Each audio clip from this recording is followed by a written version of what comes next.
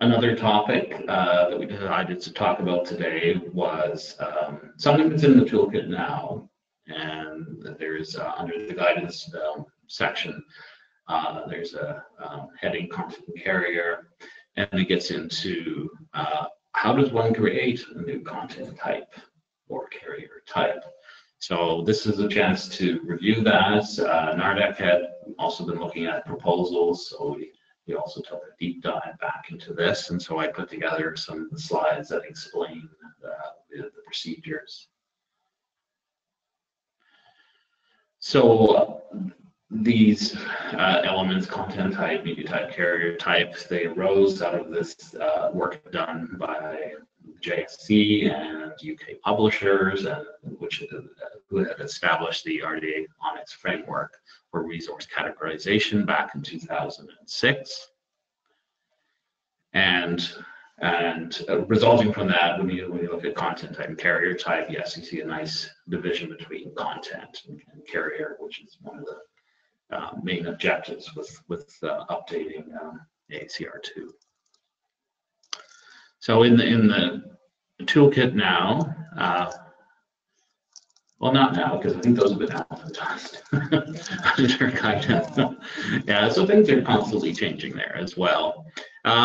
So just looking at how that's organized and what I'm going to be talking about, just how did we get here, the details of how current content types and carrier types are formed, and then how do we go about making new ones. Starting with content type and the RDA-ONIX framework, these are the set of attributes in the RDA-ONIX framework. There's a set of 4 base content categories, which are currently being used, and there's several others. The ones in blue are actually, some of those are actually being used now as well. Anything marked with that red flyout box that's in red cannot be used because another element has taken ownership over those attributes, another RDA element.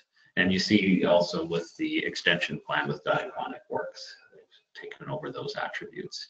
So what is in yellow and what is in blue is what we have to work with. And yes, there is a new element called interactivity mode in the toolkit.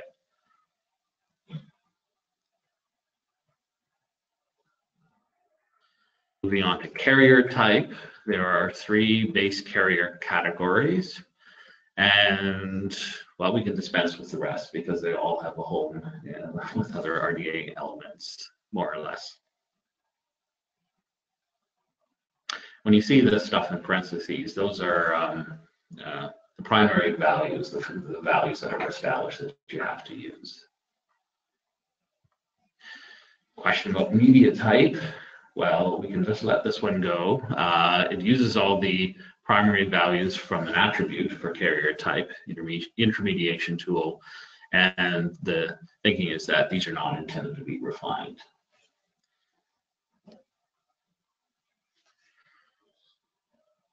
So looking at current examples of how these are formed, for content type, there are 4 attributes. So one concatenates the values, primary values for those 4 attributes and comes up with a unique label. Likewise, for carrier type, there are 3 attributes. And you look through the primary values and come up with the label that matches that distinct set of 3 attribute values. But there is currently in place some content type and carrier types that utilize the method to make new values. And there are 2 methods.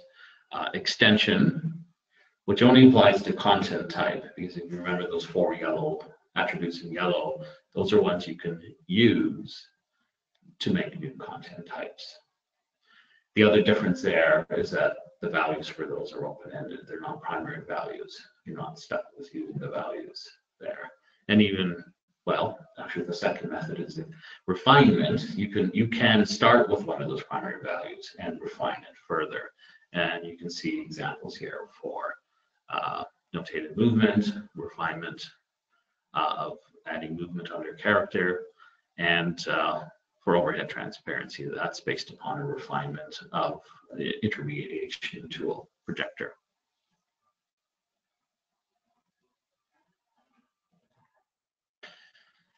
So this is the template that one can use to make new values. For content type, there are 4 attributes that are open to be used. The other 4 can be refined. There's been some discussion about the practicality of refining sensory modes and further. Can they really be refined further? For carrier type, the only method available is refinement of the current primary values. Oh, the examples that are given in the toolkit or the documents that are linked to the toolkit. How does one create a new content type value, say photograph? Well, you start with an existing base category because you have to fill all those 4 attributes, and there's one that matches already, and that's the content type still image. So the method that one could use is the extension of that base category, and you have the 4 attributes to choose from. One that's suitable here is the capture method. It's an open-ended attribute. You can apply any control term or any term there. So photography, and then the label of the new content type can be photograph.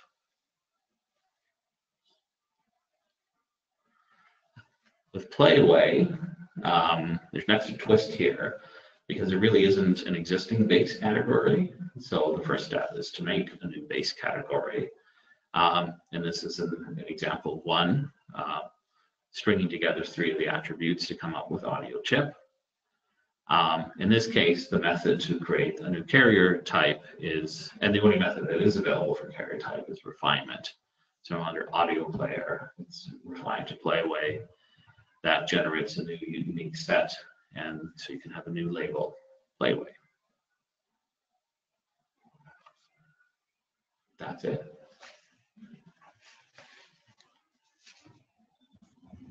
Any questions? We certainly have, as I was doing as a member of NARDAC last year, as Thomas mentioned, NARDAC got a request to see, can we accommodate, what was it, virtual reality? Virtual reality, yeah. And so we had to turn to this to see how to answer that question. And we know that there are other questions out there about things that you might want to see in RDA, and we wanted to make sure you knew how to start thinking through the process. Because if you don't think through this process, the people who propose it to will have to think through this process. So we could start with you.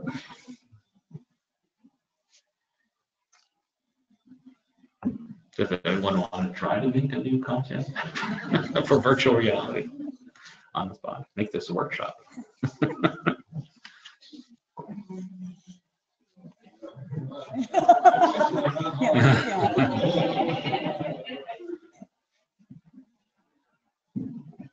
I guess looking at this, this process could kind of go on forever, and depending on a given community, you may wish to draw boxes around how far you want to extend these things. So that would be the domain of like an application profile thing. So that we say, so that different, so like the bibliographic community, photographs are pretty rare given primarily the example you provided. And so we might feel that that we just want to confine things to still image, go down that path, whereas the art community may have a need and desire for much finer gradations of character types. That was content type. Content, yeah. So these would play out within within those things. So that we are ending up with random development of these content and carrier types, and we don't end up with it's very clear, we don't end up in RDA with, like the old GMD list 1, list 2 dynamic. Right. These could be developed outside of RDA and just formulated by the respective user communities. From just my perspective, yeah, the first thing what I was thinking all along here is that, yeah, where does the discipline fit in? That's in terms of where does this go and how does it all fit in? So I think those are still questions there, but other people can talk more about that. And we think we want to see proposals come forward and then try to decide if we need to put any kind of barricades around that. I would think if a community has a need to have a particular content or carrier type extension instantiated in RDA, we would need to accommodate that, and then it would be up to an application profile to say, hey, you don't ever use photograph in this context, you just use still image. That's off the top of my head.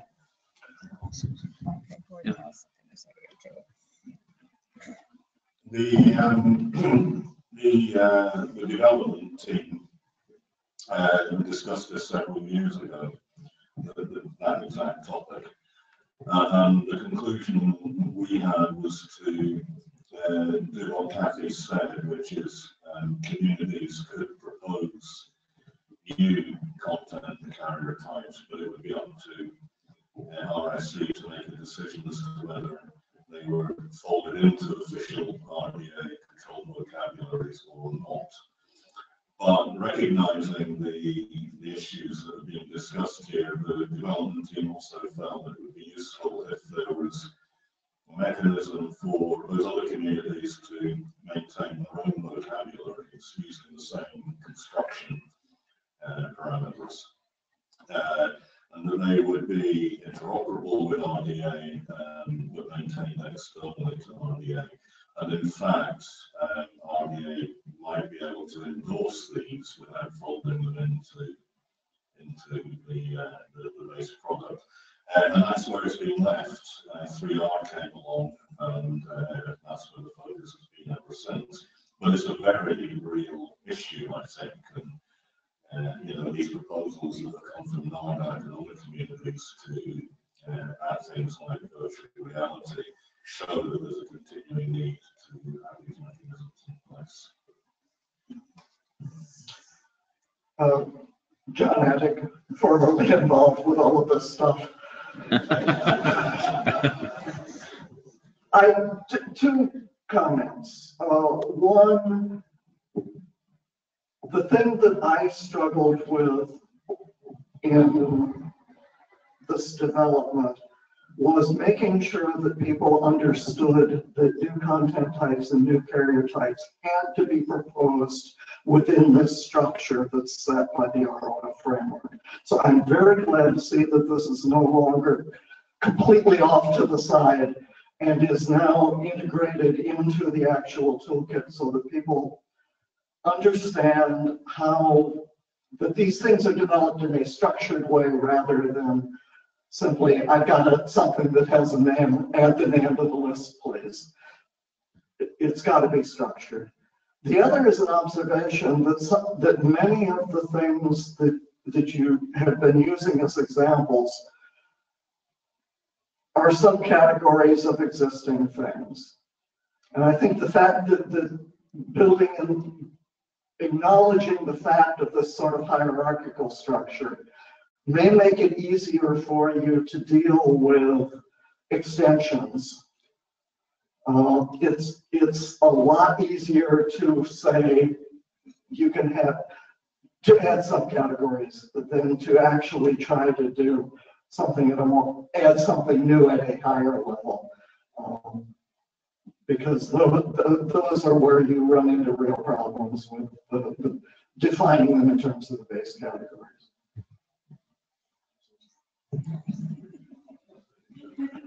Hi, I just wondered whether this also had bearing on the development of extent in the new RDA. In the current RDA, there is an instruction that tells you that you can use a term in common usage if one in the prescribed vocabulary doesn't meet your needs. I just wondered whether that would also be carried forward or not.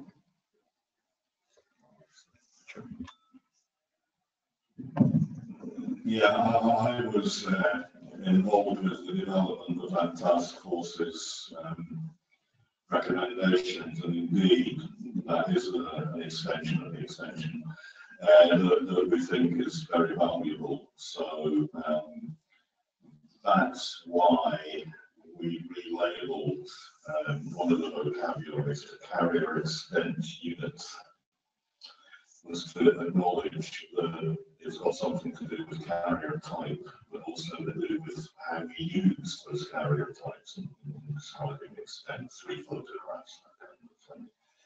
And so yes, that's very much on the cards for discussion within the post 3R implementation of those recommendations that Kathy mentioned. I should also say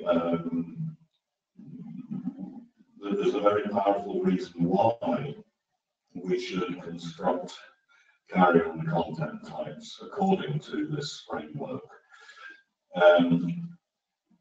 It's been a big disappointment not to see this actually happen, but the sensory mode is specified, for example. There is an ontology, there's a machine actionable ontology, it's in the registry of the RDA-ONIX framework mapped to carrier and content types in RDA.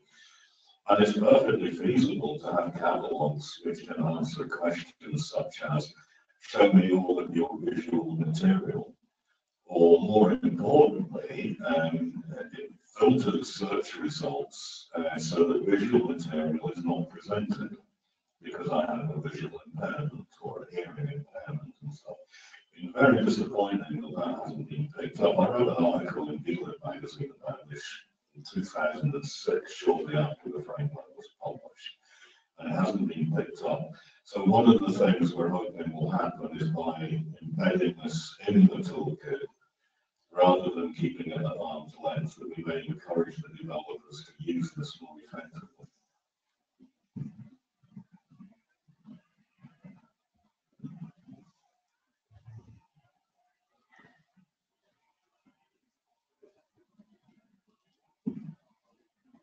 There have been some people involved with OLAC who have expressed the desire not to, not only to be able to sort of refine or extend, but to sort of unrefine or unextend. In particular, that there are issues around three-dimensional form and tactile three-dimensional form, in that three-dimensional form is defined as being primarily visual, and then the other one is primarily tactile. And of course, you know, if you have something that's designed like a braille ruler, that's kind of clear. But almost everything we get is designed to be, you know, how do you say it's primarily visual, primarily tactile? A lot of educational objects are both, and you know, people would like to be able to do something consistent by stepping back and not actually making that distinction. And is there any way to accommodate that in our RDA model? Do you want to? One approach would be to assign 2 content types or 2 carrier types. You know, have a union of them, which would broaden, semantically broaden the definition of the carrier type. And I will acknowledge that the three-dimensional object part of all of this is basically undercooked, and I think needs further attention. This came up during the discussions that formed the framework itself. We had some fascinating discussions about smelly books, which was a concept I'd never heard of before, and how they could be incorporated, and they can. And then there were these feely books with different textures in them for visually impaired children. So I think those areas are undercooked at the moment, and I think we could usefully review that in particular, those concerns of ONIC, and see what we can do with them sometime down the line in the future.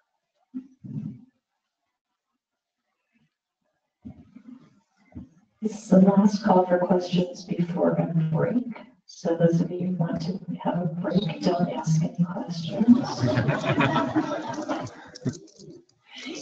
Seriously, if there aren't any more questions, then we'll give you a 15-minute break and we'll reconvene at 10 o'clock.